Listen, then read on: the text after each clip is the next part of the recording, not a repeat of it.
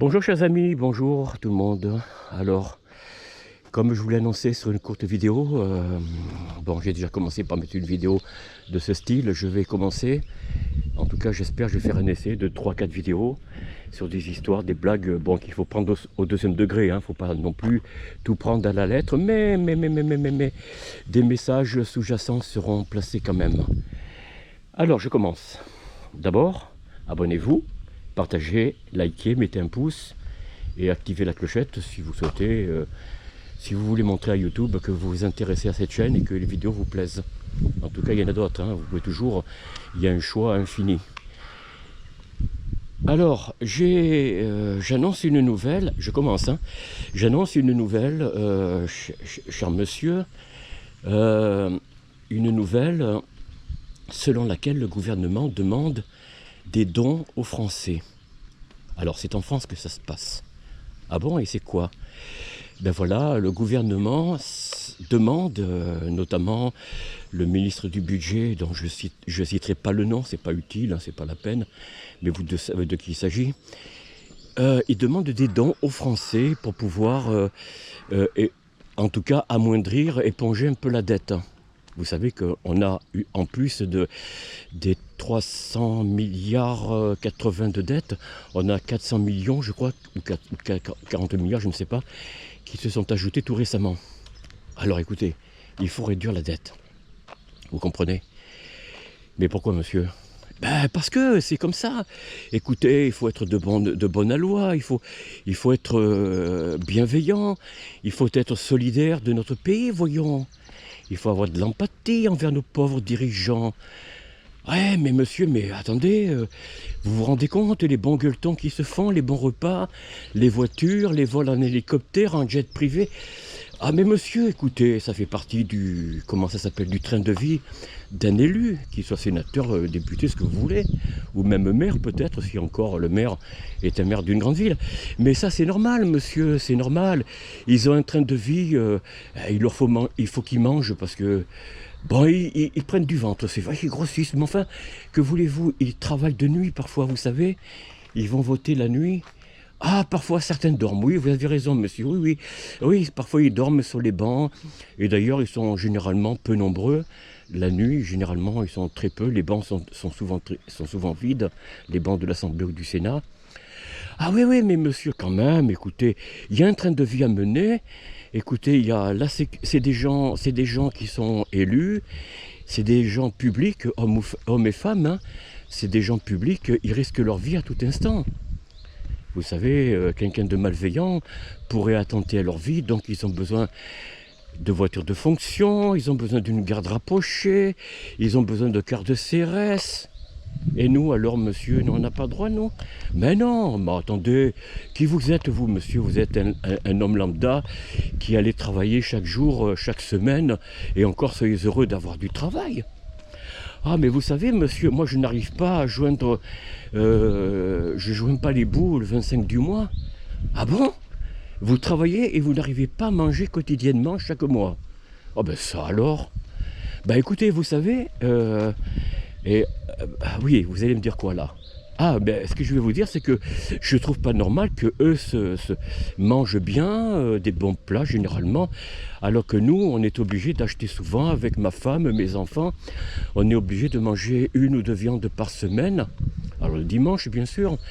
La poule au pot, non, mais enfin, vous voyez ce que je veux dire. Donc 1 viande ou 2 par semaine. Et puis, voilà quoi. Et des pâtes, du riz, souvent avec peu d'ingrédients dedans. Or, très peu de sauce tomate parce que ça coûte cher, monsieur. Tout est cher, vous allez n'importe où en grande surface. Et je ne parle même pas du marché, vous avez... la vie est très chère. Oui, je suis bien d'accord, monsieur.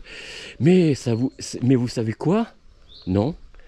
Vous savez, autrefois, on disait qu'il fallait boire 1 litre et demi d'eau dans les années 80 pour pouvoir vivre en bonne harmonie, supporter la chaleur, se mouiller un peu le visage, etc. Vous vous souvenez de ça? Alors après, il y a eu une publicité plus loin, plus haut, plus fort. Et maintenant, il y a une nouvelle publicité, mais là, c'est moi qui l'invente, monsieur. C'est pour vivre bien, manger moins. Non, vous comprenez? Non, non, je comprends pas. Bah, si vous voulez mincir, monsieur, à condition de ne pas manger n'importe quoi, bien sûr. Ah, il y a du modifié dans les aliments. Oui, c'est vrai. Ben, vous en mangez moins. Vous mangez moins d'aliments modifiés, vous prenez des choses plus naturelles, des céréales par exemple. Eh bien, vous en mangez moins. Alors, je ne vous demande pas de manger du foin ni de la luzerne, mais vous voyez, vous mangez, on n'est pas des vaches, on est des omnivores quand même. Ah oui, certains sont, oh, ils sont contre la viande. Bon, ah ben oui, que voulez-vous, hein. Mais vous savez, pour mincir bien, il faut manger moins. Ta la ta ta ta la ta ta ta la ta ta. Non, c'est pas bon ça? C'est pas une bonne publicité? Avec une jolie petite musique. Alors je suis pas très musical, hein, je le reconnais. Mais voilà, je sais pas, je prendrai un air pour, pour mincir bien. Il faut manger moins. Et laisser la part à ces gens qui en ont besoin. Ben eux, ils en ont besoin, monsieur. Vous vous rendez compte, ils font des kilomètres. Ah oui, en jet privé, en hélicoptère. Mais vous savez, ils dorment très peu, ils sont souvent tourmentés parce qu'il y a un dossier à remplir. Il y a parfois, faut pas le dire, il y a des affaires judiciaires, ça arrive aussi, hein. De temps en temps, ça arrive. Mais en général, s'ils vivent bien, c'est parce qu'ils vivent risqués. Nous, on vit pas trop risqué. Ah mais monsieur, moi j'habite un quartier, il y a beaucoup d'insécurité, vous savez, des fois il y a des voitures qui brûlent, des poubelles. Oh mais monsieur, mais qui vous empêche de déménager? Ah oui, c'est vrai que vous n'arrivez pas à joindre les deux bouts le 25 du mois. Ben monsieur, faites-vous aider, il y a des aides sociales, hein? Non? L'État est là pour ça.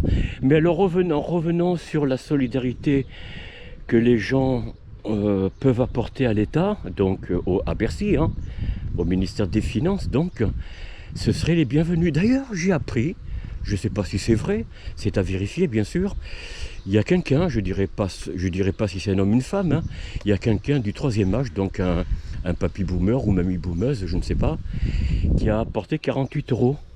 Waouh! Vous voyez un petit peu la solidarité? C'est beau ça, c'est un beau geste, hein. Ah, je sais ce que vous allez me dire, monsieur. Oui, autrefois, et encore même aujourd'hui, on enlève le pain à ces pauvres gens, ces pauvres indigents, les plus démunis, on leur enlève le soin de faire la manche, de demander l'aumône, alors qu'on les poursuit, on leur fait la misère, alors que les gens riches, ils font la misère, ils font la demande aux Français, aux Françaises, pour donner un don. Ah ben écoutez, 70% de ce qu'ils nous prélèvent, c'est pas assez apparemment. Il en faut encore, il en faut plus. Ben oui, ça se comprend. Le train de vie, la vie augmente, vous comprenez. Une bouteille de 200 000 euros, ben elle va coûter, je sais pas moi, 300 000. Ben c'est normal qu'ils réclament un peu d'argent parce que ça creuse la dette de l'État, tout ça. Donc il faut bien que quelqu'un paye. Et pourquoi ils paieraient, eux? Bah voyons, hein? Qu'en pensez-vous? Oh, monsieur, soyez bon enfant. Arrêtez de pleurer. Tenez, je vous donne un mouchoir. Non, arrêtez de pleurer, voyons. Ça sert à rien. Vous savez bien que plus les métiers sont risqués, plus il faut apporter à ces gens, hommes ou femmes, hein, je répète, sans distinction de sexe, hein, on va dire, il faut apporter à chacun et à chacune de quoi bien se vêtir, parce que c'est des gens publics, alors il faut que sur les plateaux de télévision, ils ne soient pas habillés en jean troué ni en basket, hein, vous comprenez. Peut-être qu'un jour ça viendra, mais pour l'instant, il faut encore... Bon, bien qu'ils s'habillent de plus en plus mal, hein, ils n'ont plus le costume cravate, sauf le président, et peut-être même pas le Premier ministre d'ailleurs. Mais enfin, bon, ces gens-là ont besoin de votre argent, monsieur. Écoutez, faites ce que vous pouvez. Vous voyez, bah, vous ne pouvez plus manger le 25 du mois.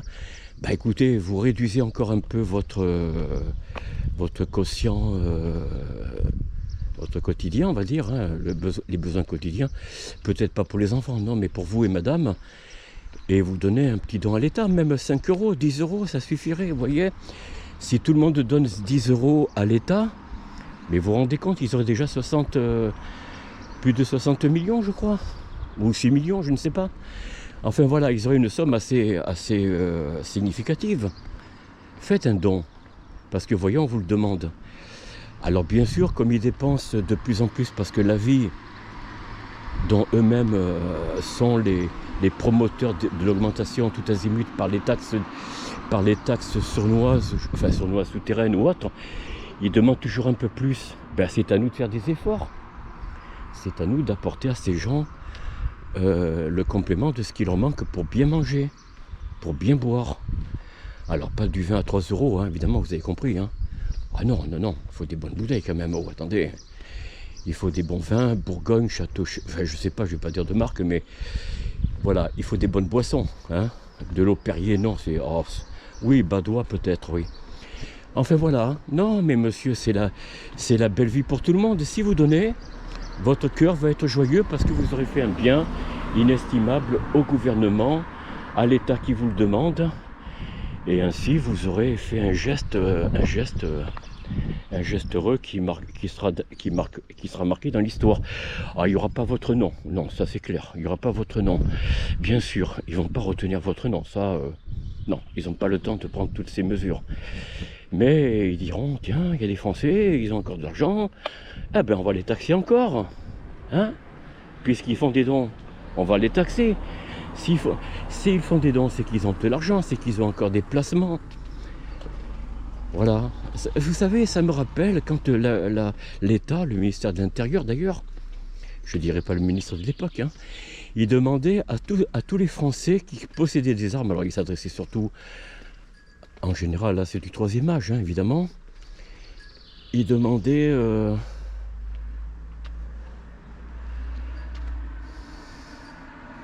Regardez.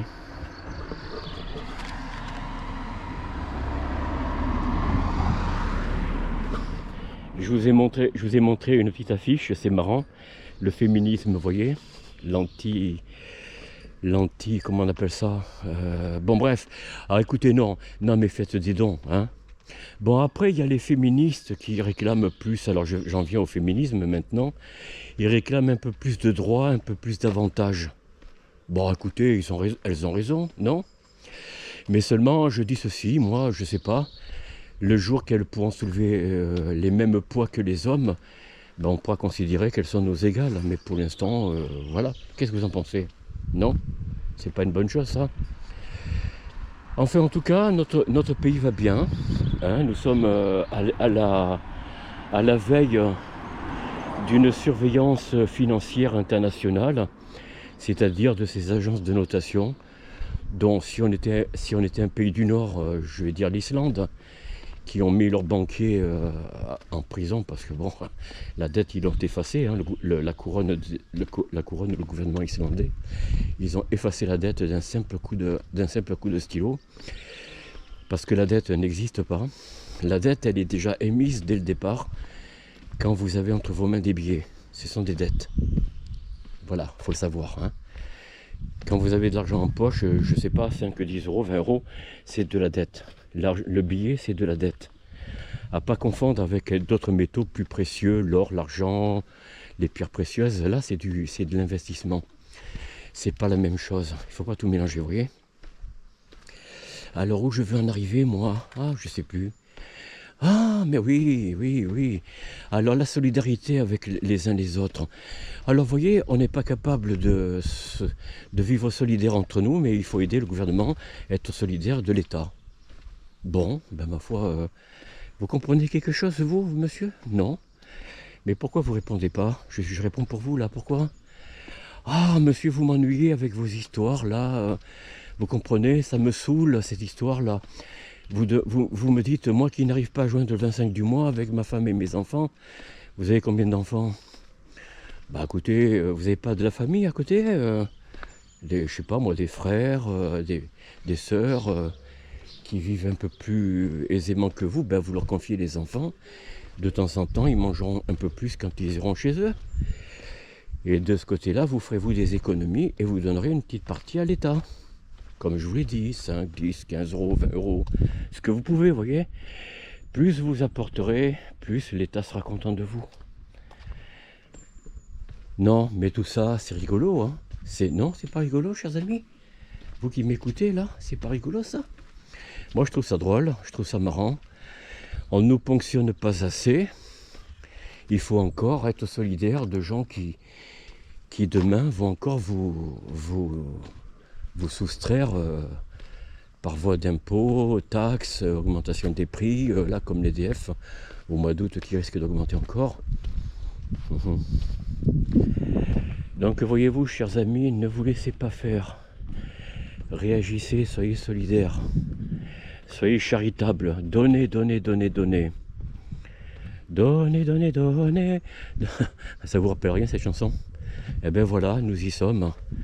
Plus vous donnerez, plus vous serez heureux de rien avoir. D'ailleurs, c'est un petit peu ce que le nouvel ordre mondial préconise. Ils n'auront plus rien et ils seront heureux. Mais c'est exactement ce qui se produit. Et les gens qui commencent à donner, alors je ne sais pas combien ils sont, hein, ils ne sont pas nombreux pour l'instant, mais ça revient, comme je vous l'ai dit l'autre jour sur une vidéo, pour ceux qui vont voter. Ceux qui vont voter font exactement ce que les tyrans, alors je cite personne, mais vous voyez de qui je parle, les tyrans veulent de vous. Et les tyrans sont à la fois dans l'exécutif comme dans les candidats. Je les mets tous pareil dans le même sac. Tous, et quels que soient les pays. Mais là, on est en France, on parle de la France. Pour moi, les pires criminels, c'est les électeurs. C'est pas du tout les gens qui nous dirigent. Si vous armez vos adversaires, bah, c'est normal qu'ils vous tapent dessus. Moi, je trouve que c'est normal. Parce qu'en plus, ils vous le disent. Alors oui, bon, d'accord, il y a quelques années, il y a 30 ans, ils ne disaient pas tout de suite qu'ils allaient augmenter les impôts ou mettre des taxes. Maintenant, ils vous le disent avant même qu'ils soient éventuellement élus ou alors au deuxième tour. Vous voyez, ils vous le disent déjà par avance dans leur projet. Ou alors, par un silence assourdissant, ils vous font comprendre qu'ils vont continuer à vous taxer, à augmenter les impôts, à vous mener la vie dure, à vous faire à serrer la ceinture, pour eux, pour vous, hein, pas pour eux, non, comme je vous l'ai dit, eux ils sont dans un état de fonctionnement, ils n'ont pas besoin de se serrer la ceinture, mais vous, oui. Ah ben oui, c'est comme ça, que voulez-vous? Il faut pas pleurer, il faut pas pleurer ni chialer, voilà.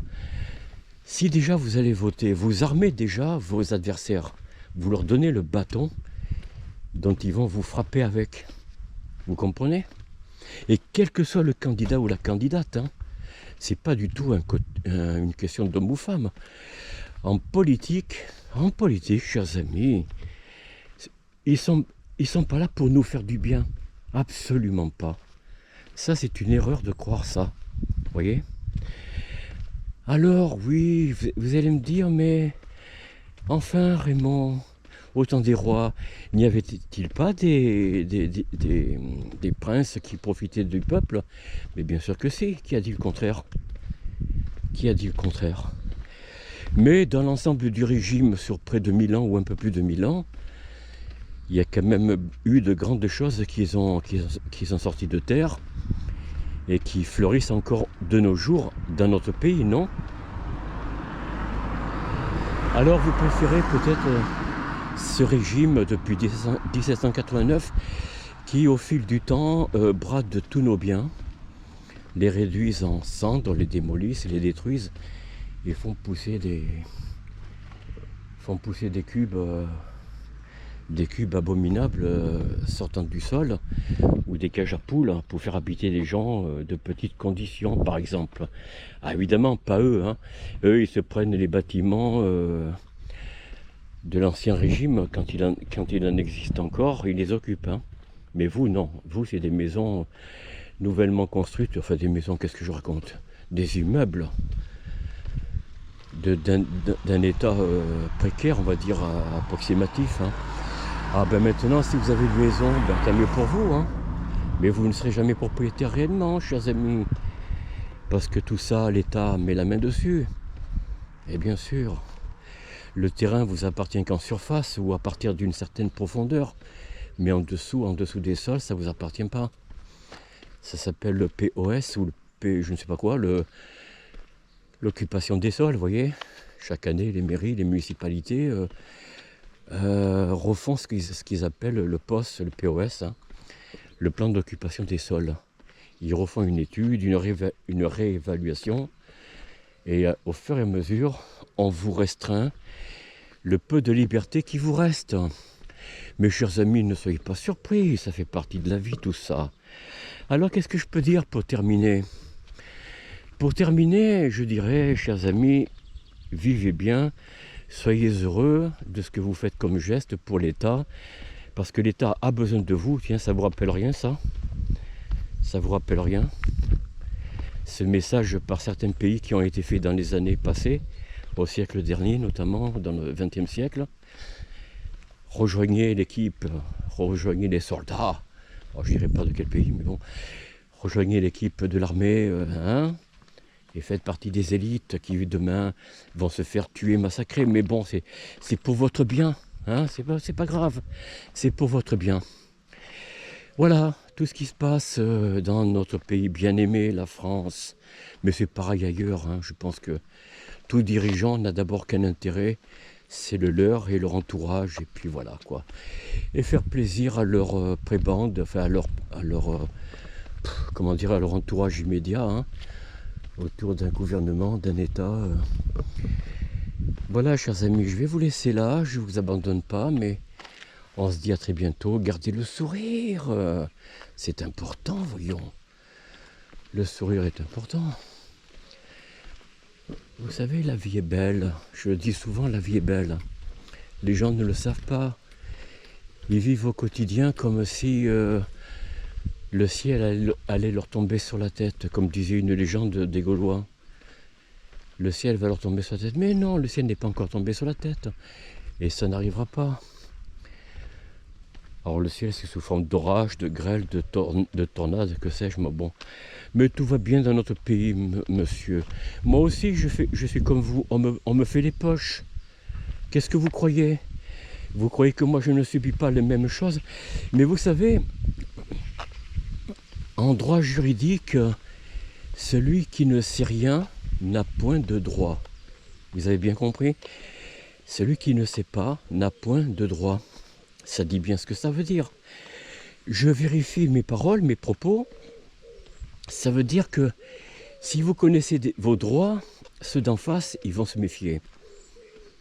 Peut-être même ils vont avoir peur parce qu'ils vont se dire, zut, ils nous envoient une admonestation, soit verbale, soit par écrit. Bon, c'est mieux par écrit généralement, à condition de bien savoir tourner les lettres de demande. Mais en général, ils se méfient, vous voyez, ils ont peur. L'adversaire nous écrase parce qu'il voit en face aucune ou très très peu de résistance. Une résistance du bout des lèvres. Est-ce que monsieur, vous qui n'arrivez pas à joindre le 25 de chaque mois, vous vous préoccupez à écrire à vos élus? Non. Oh ben monsieur, vous plaignez pas. Mais non, ne vous plaignez pas alors. Vous vous plaindrez si vous n'avez aucune réponse, alors que vous avez tourné parfaitement bien une lettre de réclamation, de demande, d'explication ou autre, ou un refus, une lettre de refus, bon, motivée hein, bien sûr, hein, avec des explications juridiques. Si vous arrivez à n'obtenir aucune réponse, eh bien dites-vous bien que vous leur devez rien. Et ils le savent. En général, quel que soit le secteur à qui vous vous adressez, s'ils voient une lettre vraiment costaud juridiquement, généralement, soit ils vous répondent, ce qui m'étonne souvent d'ailleurs, soit généralement c'est par un silence qui vous laisse à vos réflexions. Et donc, qui ne dit mot consent, ça veut dire qu'il consent à ne plus vous poursuivre, à vous embêter. Voilà, j'ai fini là. Ma démonstration, ma petite histoire, mais je ne sais pas si ça vous fait un petit peu rire par endroits. Mais comme je vous l'ai dit, la gymnastique, ce n'est rien si vous continuez à boire exagérément 1,5 litre ou 1 litre d'eau par jour, même en plein hiver. Et si vous mangez, de votre côté, vous mangez des aliments de mauvaise qualité. Je vous l'ai dit, mangez moins et vivez bien. Voilà, et vous ferez des économies. Alors pas sur votre santé peut-être, mais bon, à vous de voir. Hein? Mangez moins et vous vivrez mieux. Et c'est ainsi que la vie nous porte au mieux. Et pendant ce temps-là, je viens en aide à l'État, qui a une dette colossale à cause d'un train de vie démesuré. Mais ils le méritent, eux, parce que voilà, je ne comprends pas pourquoi ils ne font pas même mieux que ça encore. Voilà, il faut bien qu'ils soient heureux, ces gens-là. Il faut penser à leur bonheur. Vous avez vu un petit peu l'estomac de certains, je dirais pas de nom, mais c'est aberrant. Ils peuvent même pas sortir d'un hélicoptère, d'un avion, sans l'aide d'un pilote ou copilote ou